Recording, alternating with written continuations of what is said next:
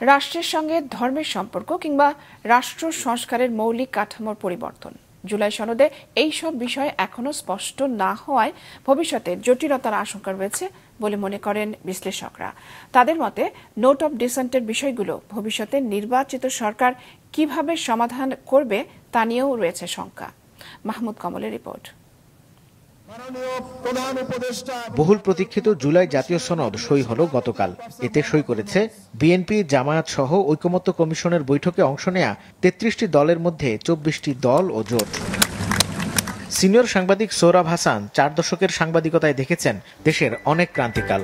জুলাই সনদে চোখ বুলিয়ে তিনি জানান, সংবিধানের মূলনীতি, মৌলিক সংস্কার সহ বেশ কিছু বিষয় বাস্তবায়নে প্রশ্ন রয়ে গেছে এখনো। এই সনদে অনেক কিছু আছে যেটা সংবিধান পরিবর্তন না করে এটা বাস্তবায়ন করা যাবে না।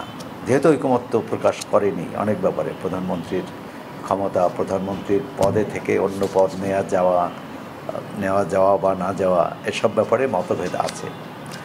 আরেকটি বলা হচ্ছে যে এই জুলাই সনদ সংবিধানের উপরে স্থান থাকবে,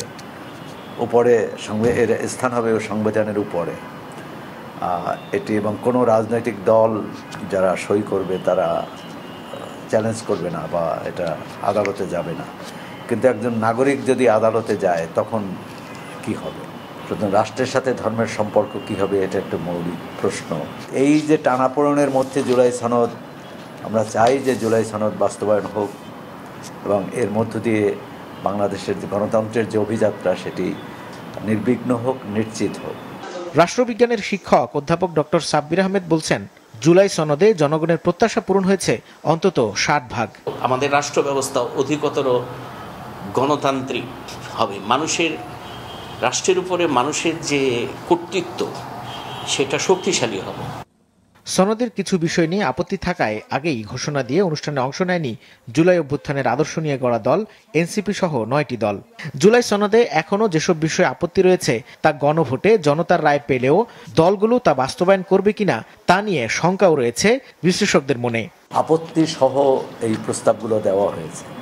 এখন ধরুন এটি গণভোটেও পাশ হয়ে গেল, তারপর জাতীয় সংসদে যারা নির্বাচিত হবেন, অর্থাৎ সংখ্যাগরিষ্ঠ আসন পাবেন, তারা যেসব বিষয়ে আপত্তি দিয়েছেন সেটি রক্ষা করবেন কিনা, সেটা রক্ষা না করারই কথা। কারণ তারা বলবেন যে আমাদের তো এটি প্রথমত আমরা প্রতিশ্রুতি দেইনি।